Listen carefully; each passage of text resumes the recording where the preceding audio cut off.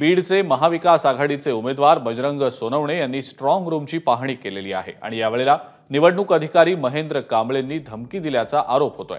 हात आखडता घेऊ नका, अन्यथा मी स्वतःला संपून घेईन, असं सोनवणेंनी यावेळेला म्हटलंय। आणि या घटनेनंतर काही वेळानं त्यांनी आपल्या वक्तव्यावरनं यू-टर्न घेतलाय। मी निवडणूक निर्णय अधिकारी महेंद्र कांबळे यांना विनंती केल्याचं सोनवणेंनी म्हटलंय।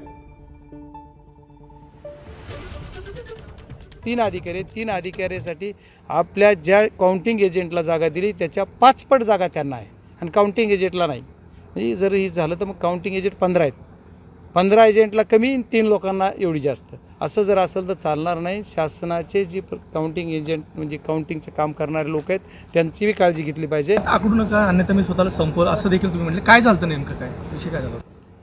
हात आकडून वगैरे काही नाही म्हणलं मी। जी बोललो की तुम्ही प्रशासन म्हणून मला मदत करा, मग मदत आपण केली पाहिजे, म्हणजे नियमाप्रमाणे करा, नाहीतर तुम्ही ऐकणारच नसेल तर मग आमचा राजकीय अंतच करणार आहेत तुम्ही।